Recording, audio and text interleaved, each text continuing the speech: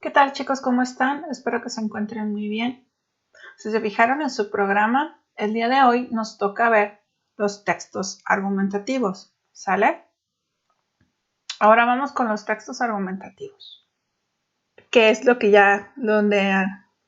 lo que nos atañe a nosotros, ¿no? Los textos argumentativos son los textos, que parten de un supuesto en el que se emplea un estilo de redacción que pretende persuadir al lector. ¿Se acuerdan? Lo que hablamos de la suposición. Ya que se exponen las razones a favor o en contra de determinada posición o tesis. En los textos argumentativos es aquel en el que el autor tiene como objetivo la transmisión de una perspectiva subjetiva, o sea, algo que él quiere interpretar sobre un tema o una serie de temas específicos. Un texto argumentativo se compone de al menos dos etapas fundamentales. La tesis inicial. La tesis, acuérdense que es el tema de lo que nosotros queremos tratar. Y la conclusión. Lo que tú concluyes a raíz de toda la investigación que hiciste, ¿qué es lo que concluyes? Los textos argumentativos tienen fines persuasivos porque buscan hacer convincente un punto de vista o un abordaje específico de cualquier tema. Los recursos argumentativos o los recursos que se van a utilizar para los textos argumentativos son las citas textuales, los argumentos de autoridad, o sea, son otros trabajos que hablan más o menos o que tienen la misma perspectiva que tú tienes. Esos son los argumentos de autoridad. Las descripciones que tú hagas en tu trabajo, los ejemplos, las abstracciones, las enumeraciones y esquemas visuales. Estos son los dos tipos de textos argumentativos, ¿no? Hablábamos de que están los textos expositivos y los textos humanísticos. Son diferentes de los literarios. ¿Sale? No confundir con los literarios.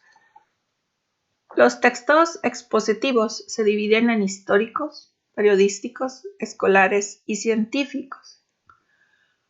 Los textos expositivos históricos por lo general son la monografía histórica, la monografía y la biografía. Las monografías, no sé si ustedes las ubican, son las que luego encargaban en las primarias, que ibas a la papelería y tú pedías la monografía de Benito Juárez, por ejemplo, y te la daban y atrás venía la historia y todos los acontecimientos históricos que tenían que ver con la vida de Benito Juárez. No confundir con la biografía, ¿sale? Es diferente. Los textos expositivos periodísticos, los identificamos la mayoría, son la noticia, la crónica, el reportaje y la entrevista. Los textos expositivos escolares textos expositivos escolares son los didácticos y los guiones de exposición, ¿no? Y los textos expositivos científicos son los artículos de divulgación, los artículos didácticos también, o los de enseñanza, los artículos de consulta o los informes de algún experimento. O puede ser un informe no solo de un experimento, sino también puede ser un informe de alguna investigación que ustedes estén haciendo. ¿Vale? Estas son las cuatro partes, los cuatro principales textos que se dividen de los textos expositivos. ¿Vale? Acuérdense que los textos expositivos son todos aquellos que presentan hechos, que presentan datos. Por eso no es raro que en los históricos, en los periodísticos y en los escolares se encuentren los expositivos, ¿sale? En los textos científicos. Y los textos científicos, esto sí no tiene, ¿cómo se llama? Pues no tiene de otra, ¿no? Acuérdense que es aquello en donde se presentan ahora sí que los datos duros. Y los textos humanísticos se dividen en dos principales fuentes. El ensayo y los textos filosóficos.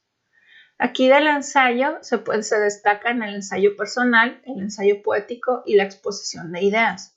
Y en los textos filosóficos se caracterizan los tratados. Entonces vamos a ver primero los textos humanísticos, ¿sale? Textos humanísticos. Ahora vamos con los textos humanísticos.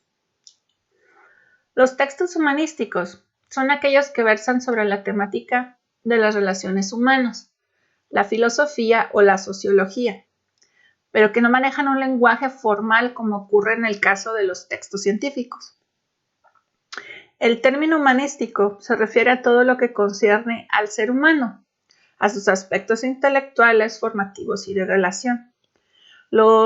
Aquí yo les puse unos ejemplos de los tratados más importantes, tratados filosóficos, y los más famosos se podrá decir, por ejemplo, los diálogos de Platón.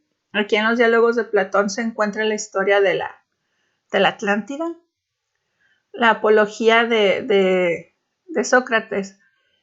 No sé si ustedes sepan, pero Platón, Sócrates y Aristóteles están relacionados.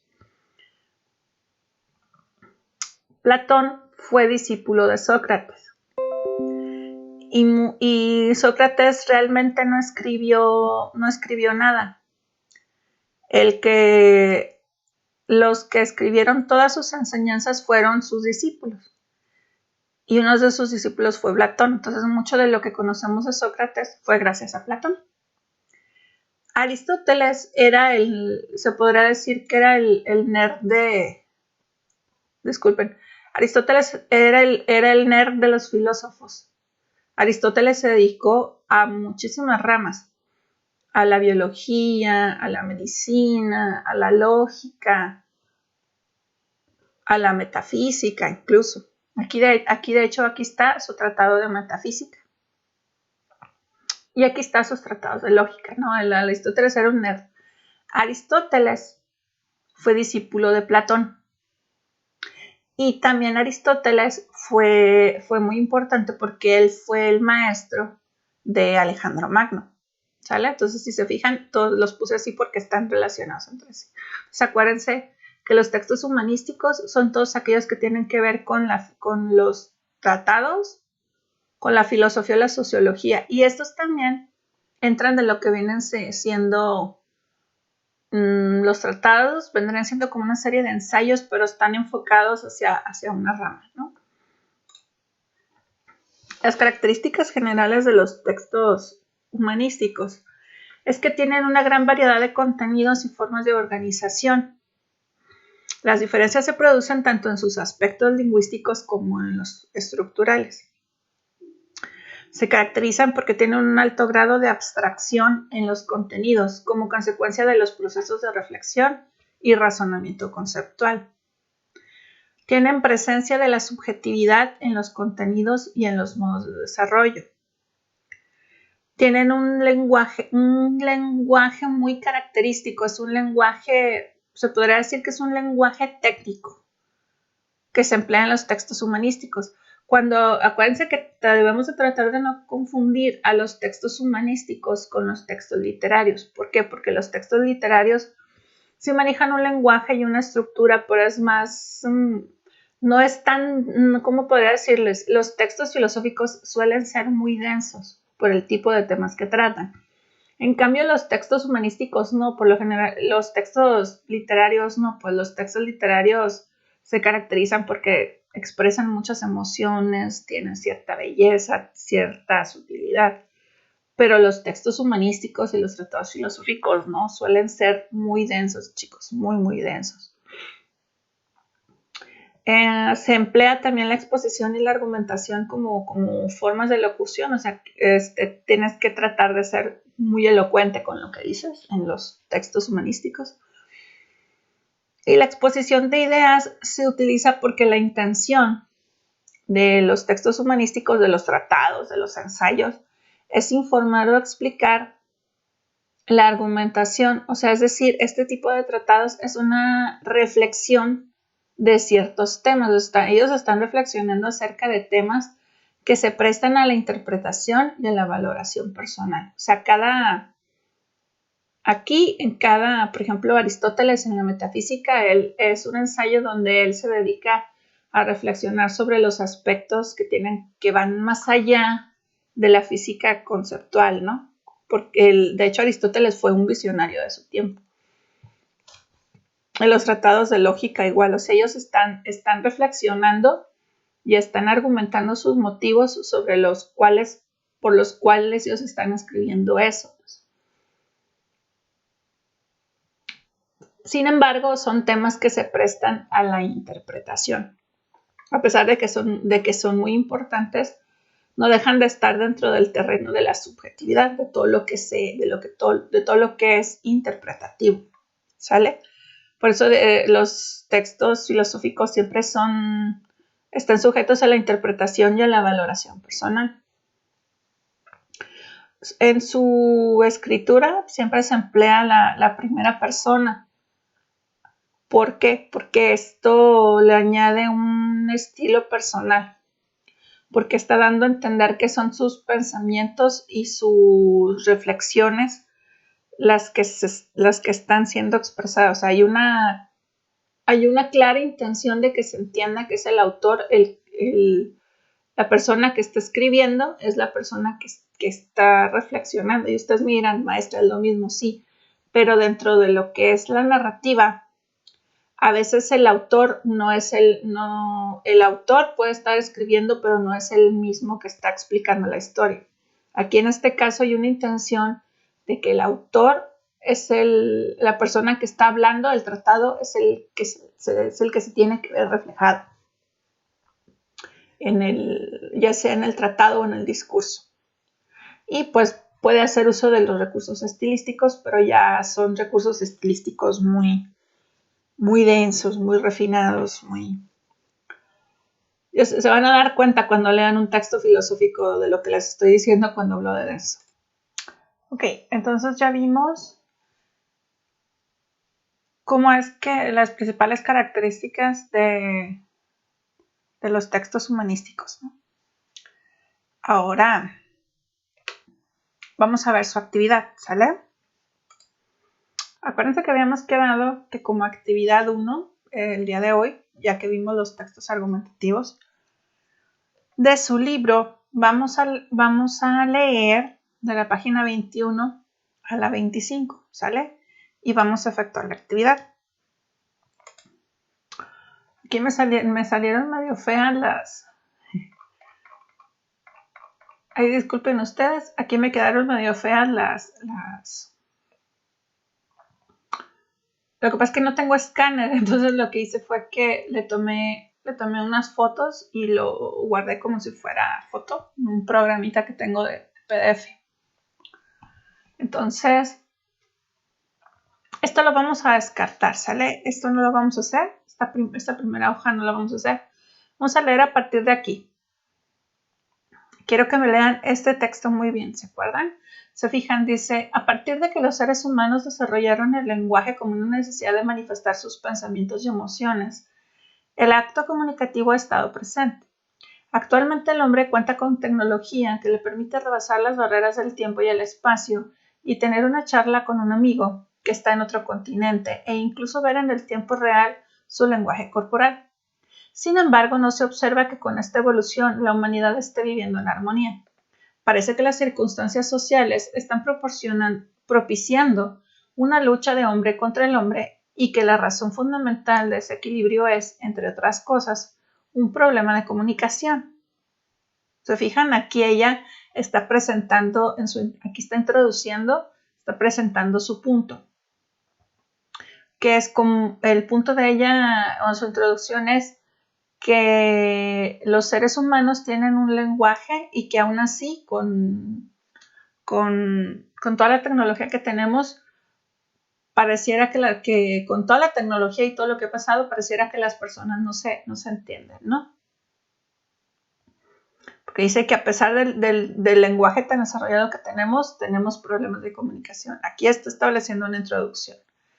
Dice, el acto comunicativo está presente en el pensar, en el sentir y en el actuar.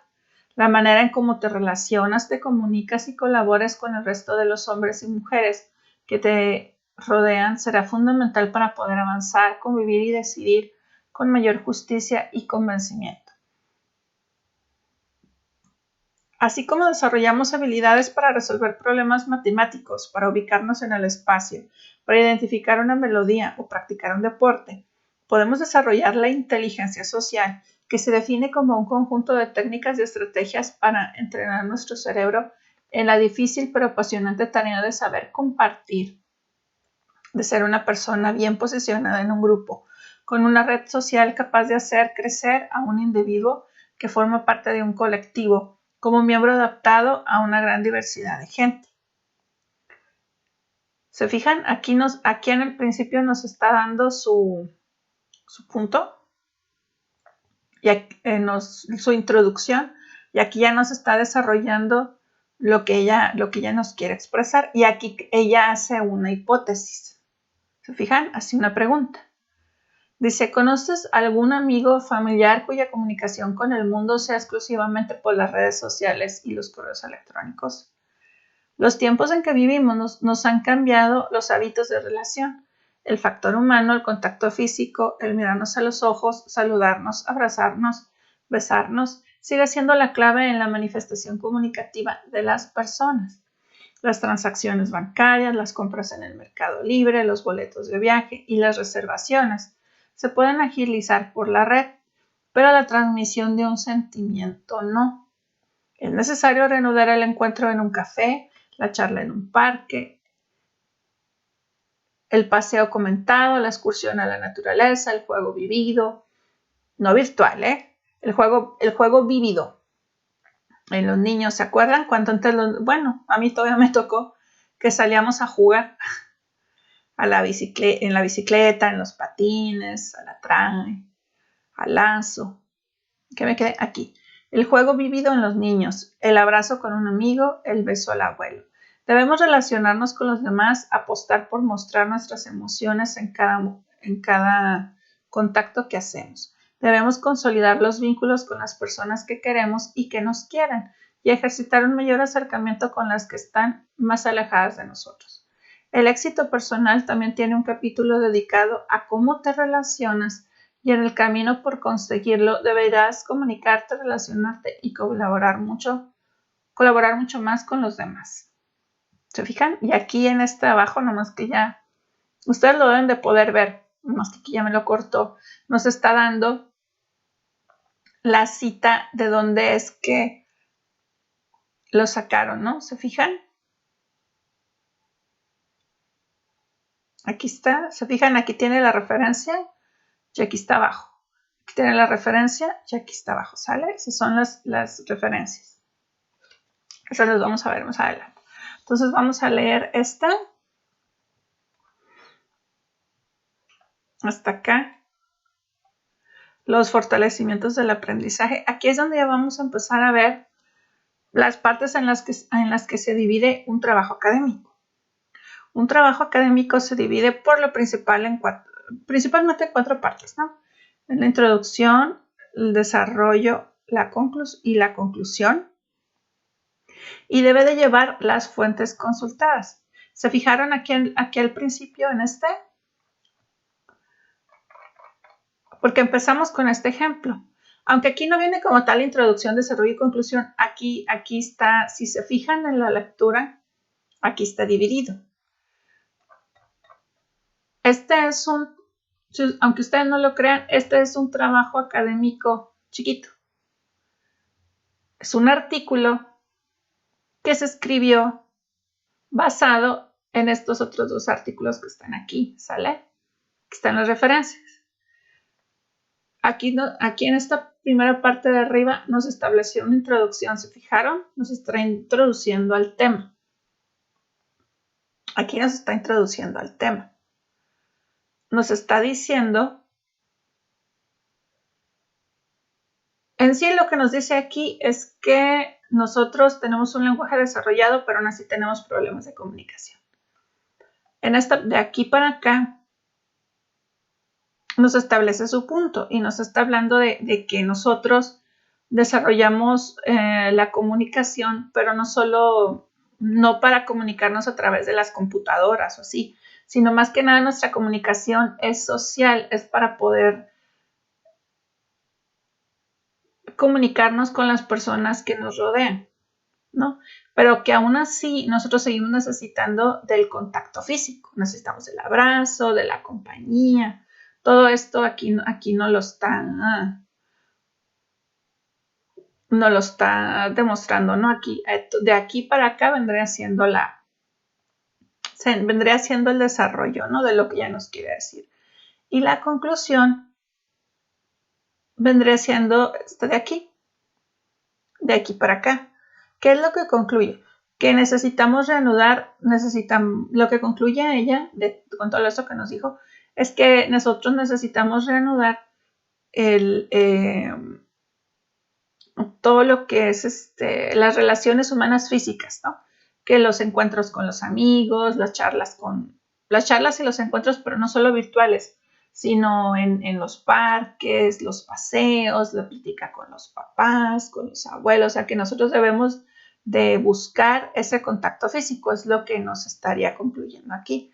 Y en esta partecita de aquí nos habla también de lo mismo, dice, la información que nos llega por textos escritos, videos y audios es una manera de relacionarlos con los acontecimientos del mundo, pero es necesario hacer una selección de los temas de mayor interés, primero de manera individual y luego con el equipo que tú colabores. ¿Sale? ¿Se fijan? Aquí nos está marcando su introducción, el desarrollo del tema y la conclusión. Es un artículo que está basado en estas dos referencias. De abajo sale, si se fijan, ella puso la referencia de cada pedacito de donde lo sacó. O sea, esto que escribió ella fue con base a esto que ya leyó, sale con esta referencia. Y aquí ya estas partecitas están allá arriba, se fijaron, la introducción, el desarrollo y la conclusión y las fuentes consultadas. ¿Se fijan? La introducción, el desarrollo, la conclusión, lo que ya concluyó, y las fuentes consultadas. ¿Se fijaron? Está muy sencillo. Y aquí nos dice, el trabajo académico es un texto elaborado en torno a un tema y debe redactarse aplicando normas relativamente establecidas. ¿Se fijaron que ¿cuál es el tema del que nos está hablando aquí? El tema, aunque aquí no lo titula, vendría siendo por decir, si lo queremos titular, sería el acto comunicativo, ¿no? El acto comunicativo social. Ese vendría siendo el acto comunicativo social. O también podría ser el lenguaje común, ¿no? Pero más que nada es el acto comunicativo social. ¿Por qué el acto comunicativo? Porque ella nos está hablando de las diferentes formas en que nosotros nos comunicamos. Puede ser a través de las redes sociales, puede ser hablado o escrito, pero que ella a lo que nos invita ella aquí en su reflexión es a establecer comunicación como la de antes, ¿no? No tanto por las redes sociales o por el texto, sino que sea física, ¿no? Que el contacto físico es lo que ella nos invita a que, como somos seres sociales, necesitamos continuar con el contacto físico, ¿no? Hasta aquí establece la pregunta. ¿Conoces algún amigo o familiar cuya comunicación con el mundo sea exclusivamente por las redes sociales y los correos electrónicos? Porque su problemática es esta, pues que la gente, que los medios, que por la tecnología muchas personas están aislando. Entonces ese vendría siendo el tema. ¿Se fijan? Está muy sencillo. Igual ustedes con su lápiz, les pido por favor que marquen aquí con lápiz, marquen la introducción, pueden marcarlo aquí así de los laditos, así, márquenlo con lápiz, la introducción, de aquí a acá, o hasta donde ustedes crean que es el desarrollo, y la conclusión. Y aquí le ponen con lapicito referencias, ¿sale? ¿Se fijaron? Ahí está muy sencillo. Ahora le vamos a seguir. Esto de aquí no lo hagan, ¿sale? Ni este del YouTube. Este no lo hagan. Vamos a hacerla más adelante. Miren, se fijan que aquí dice, nos habla sobre la presentación de un trabajo. El formato. Vamos a ver la presentación del formato. Formato. Todo trabajo académico debe de ser presentado en formato impreso con un interlineado de espacio y medio, con letra Arial o Times New Roman, de 12 puntos y con un margen de 2.5 centímetros en los 4 lados. Sí, dice, a menos de que tu profesor te dé otra instrucción. Las páginas irán enumeradas y las hojas estarán engrapadas o engargoladas, dispuestas en una carpeta y nunca deben entregarlo en hojas sueltas. Portada. Es la primera página del trabajo, también llamada hoja de presentación, y deberá contener el nombre de la institución, título del trabajo, nombre completo del autor, datos de referencia, grupo, semestre, especialidad y fecha. No deben usarse abreviaturas. Cuerpo del trabajo. Estará organizado por capítulos o temas, aun siendo de 2 o 3 cuartillas. Debe de utilizar la estructura sintáctica, asunto que se tratará más adelante. Referencias. Cuando has buscado información sobre un tema o citado a una persona que habla sobre el mismo, debes hacer uso del comando referencias. Lo vamos a ver más adelante. De tu procesador de textos. Escribirás los datos del autor, título de la obra editorial, lugar de publicación y otros datos según el modelo de referenciación que indique tu profesor. Y aquí ya habla sobre la organización del trabajo académico, ¿no? Yo aquí lo que voy a hacer es que les voy a presentar mi trabajo de tesis, ¿no? Para que vean más o menos un ejemplo. Déjenme nomás lo busco.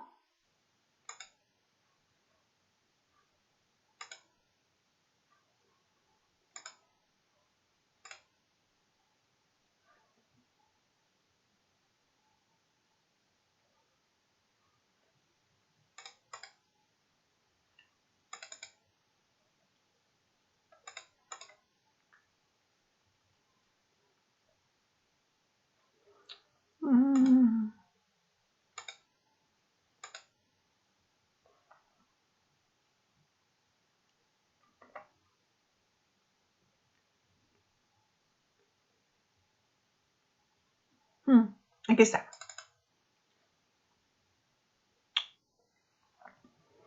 Bueno, les voy a presentar lo que es mi trabajo de tesis, ¿no? ¿Se fijan? Aquí nos dice que tiene que tener un formato de espacio y medio.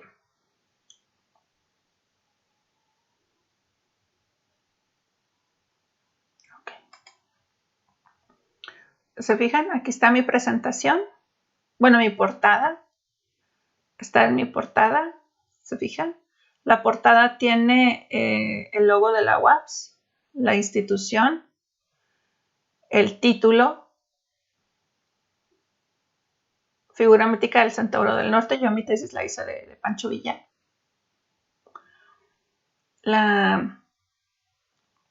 Tengo el grado. Bueno, en este caso, como es una tesis, pues yo digo que la tengo como requisito para obtener el grado de maestra, ¿no? En investigación. Aquí yo pongo mi nombre y el nombre de mi director, ¿sale? Aunque aquí no se nota, tiene un espaciado porque a nosotros nos lo pedían con el espaciado de 3 centímetros del lado izquierdo y de 2.5 del lado derecho. Esto es por cuestiones de... Tiene que ser un poquito más larga aquí por cuestiones de la encuadernación. Y aquí bien, por lo general, siempre en la portada se pone el nombre, digo, la fecha, ¿no?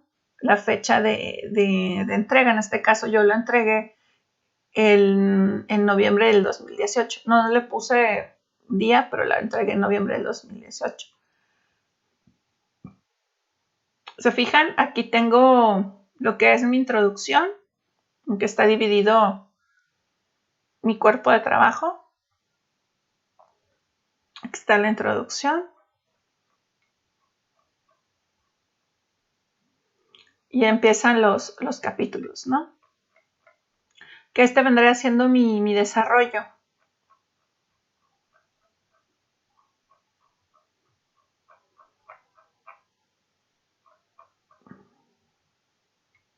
Todo esto vendría a ser mi desarrollo. Vamos a adelantarle.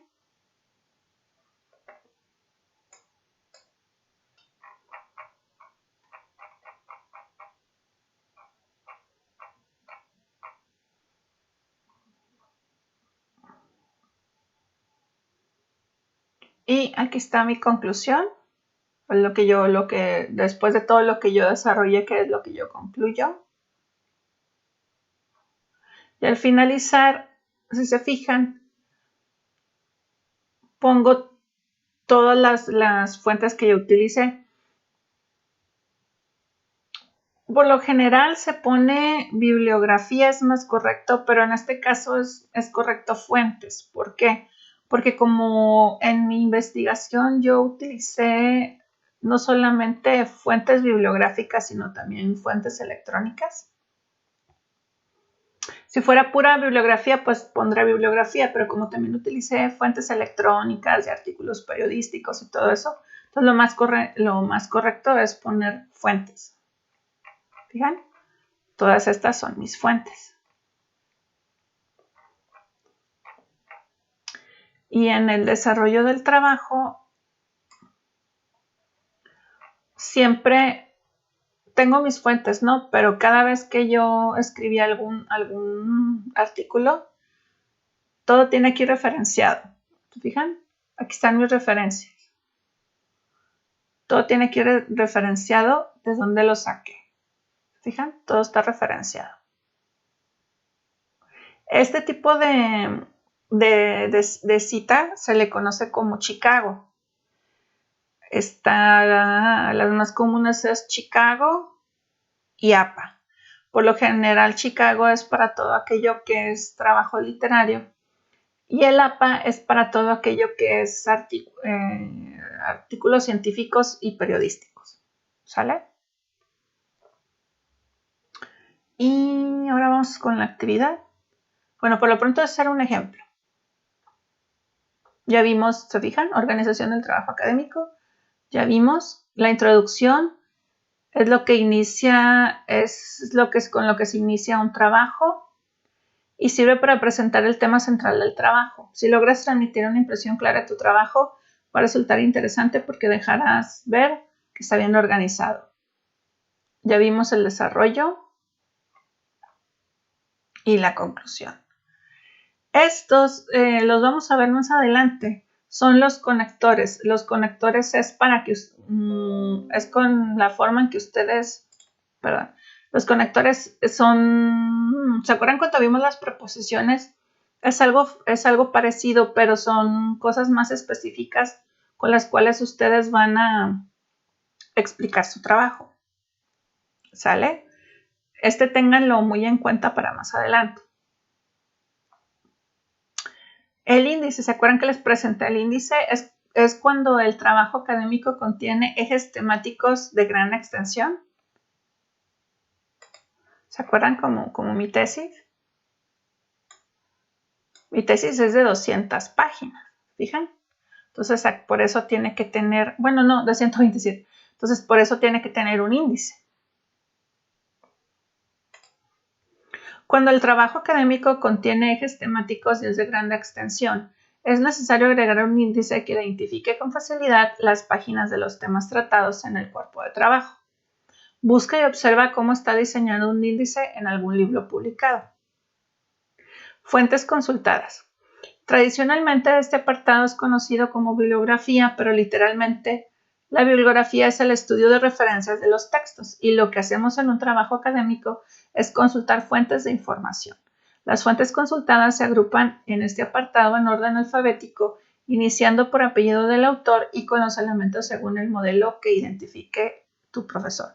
Si se fijan aquí en el caso de mi tesis, yo así lo tengo.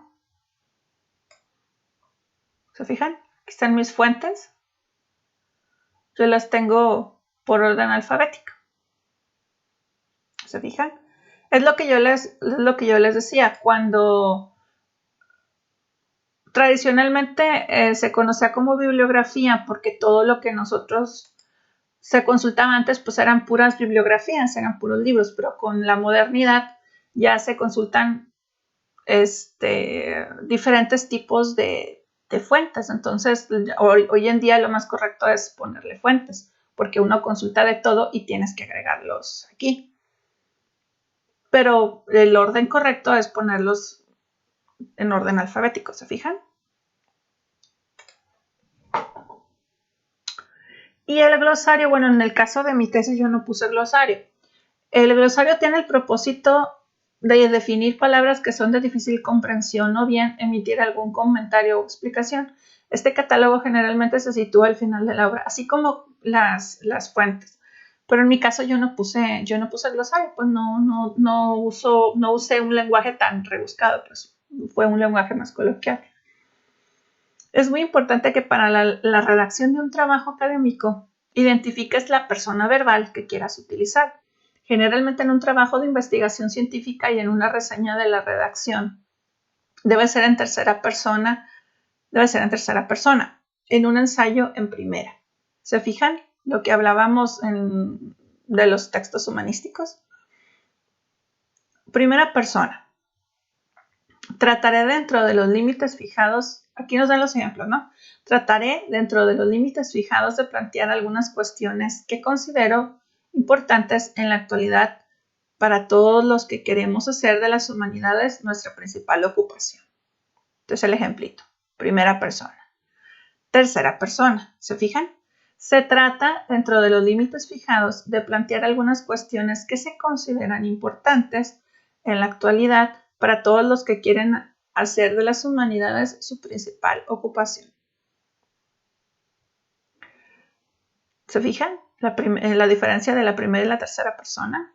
En la tercera persona es impersonal el asunto y en la primera persona es personal. O sea, habla de yo trataré dentro de los límites fijados. Y en la tercera persona es se trata. ¿Se acuerdan cuando estábamos hablando de los modos y los tiempos? De las conjugaciones. Te darás cuenta de que este texto didáctico que conforma la segunda parte está escrito en segunda persona porque se dirige a ti. Sin embargo, la redacción que requieren los trabajos académicos es en primera o en tercera persona. Fíjense bien, la redacción que requiere los trabajos académicos es en primera o en tercera persona. Ahora, la actividad que nosotros vamos a realizar es esta, donde dice fortalecimiento del aprendizaje, que esa es la que tienen ustedes en la página 25. ¿Sale? Es esta de aquí hasta acá. Fíjense bien. Dice, traslada las palabras subrayadas a primera persona del plural. Cada individuo es único y diferente de los demás. Se pueden tener características en común, mas nunca se podrán ser idénticos a otro. Lo que marca la diferencia son los rasgos particulares que se tienen. ¿Se acuerdan de las conjugaciones que hicimos en los ejercicios? Aquí dice que las palabras que están subrayadas, tienes que cambiarlas o sustituirlas a la primera persona del plural. Entonces, ¿cuál quedamos que era la primera persona del plural?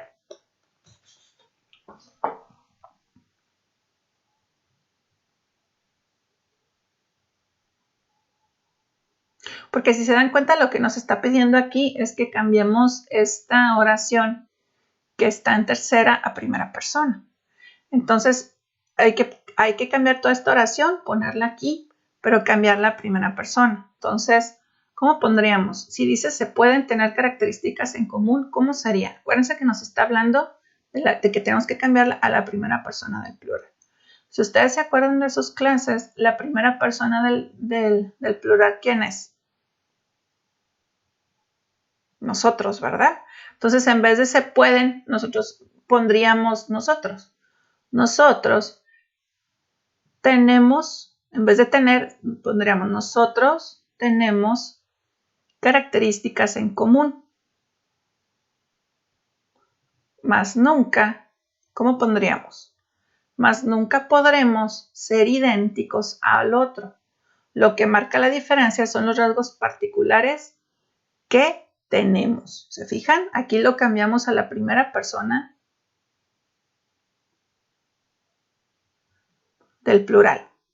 Entonces va de nuez. Cada individuo es único y diferente de los demás. Nosotros tenemos características en común, mas nunca podremos ser idénticos a otro. Lo que marca la diferencia son los rasgos particulares que tenemos. ¿Se fijan? Lo estamos cambiando del modo impersonal al modo personal. Y todo eso que les dije lo van a poner aquí.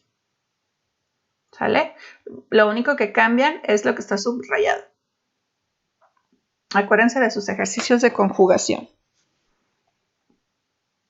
Ahora vamos a la segunda parte. Dice, cambian las palabras subrayadas a la tercera persona, en pretérito o pasado. ¿Se acuerdan? Dice, en esta etapa, ¿cómo lo pondríamos? Acuérdense que aquí es al revés. Aquí estamos cambiando lo que está impersonal o en tercera persona por primera persona. Y aquí es al revés. Estamos cambiando lo que está en tercera persona por la primera persona. Y lo que tenemos que cambiar es la palabra que está subrayada. Entonces, ¿cómo lo pondríamos? Dice, cambia las palabras subrayadas a la tercera persona en pretérito o pasado. Acuérdense que el pretérito es el pasado. ¿Sí? O sea, no hay duda. Ok. Entonces, lo que nos está pidiendo es que dice, cambia las palabras subrayadas a la tercera persona en pretérito o pasado. Es lo que vamos a hacer. Acuérdense que como nos está pidiendo que lo hagamos de forma impersonal, tenemos que usar la voz pasiva.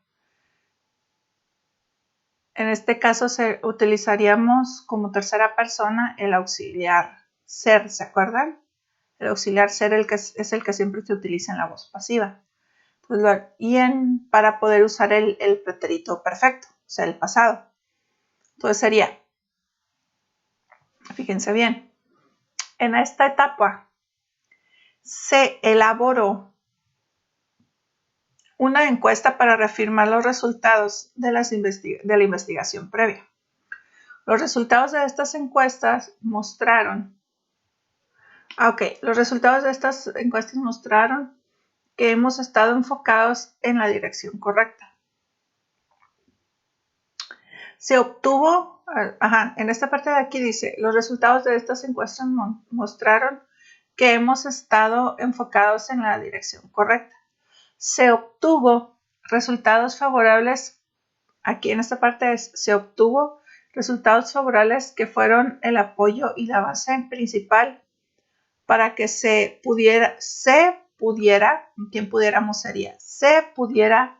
continuar por el camino correcto, definiendo bien los objetivos que se pretendían alcanzar.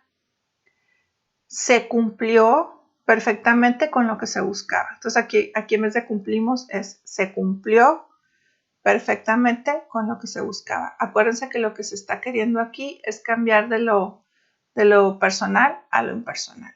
¿Sale? Porque lo que nos está pidiendo es que sustituyamos la primera por la tercera persona. ¿Sale? Entonces, así como se los dije, así lo van a poner aquí.